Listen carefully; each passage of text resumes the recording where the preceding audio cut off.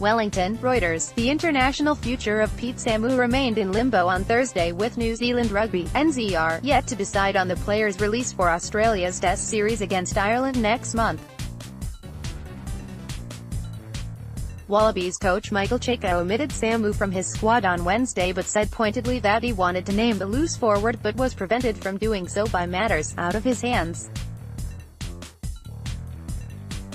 Melbourne-born Samu, who will join the Canberra-based ACT Brumbies in Super Rugby next season, is contracted to the reigning champion Canterbury Crusaders and also New Zealand's Tasman provincial side.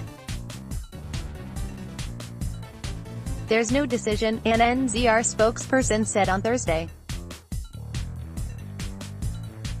We still are considering a request from Rugby Australia, but have made no decision yet. Meanwhile, the 26-year-old Super Rugby coach Scott Robertson said he was pleased that Samu was in Cheika's plans and would abide with whatever was worked out between the two governing bodies.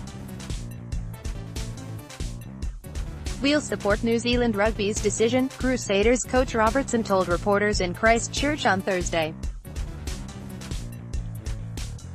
"He is going to be a Wallaby at some stage, isn't he? If it is in June, and they decide it, then great, good on him.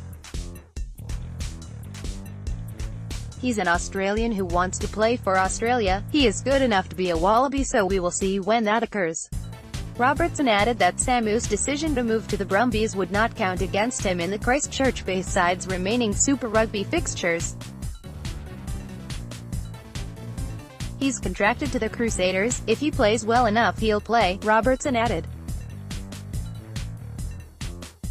"I wouldn't say it is an issue at all, and the way we handle it is like we would with any other contract. It is the nature of the sport. Players selected for national teams have to be released for international duty according to World Rugby rules. However, the global governing body has an exception for those eligible for multiple countries.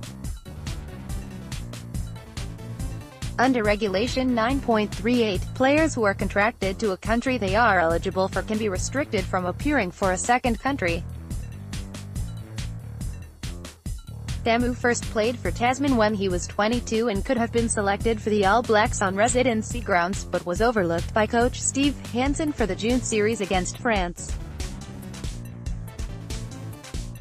The tug-of-war echoes the recent public battle over England's selection of Wellington Hurricanes captain Brad Shields for their series against South Africa.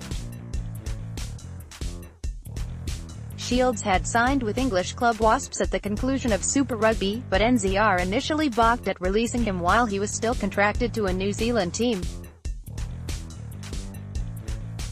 The governing body later granted Shields a temporary release from his Hurricanes contract because he had been an exceptional leader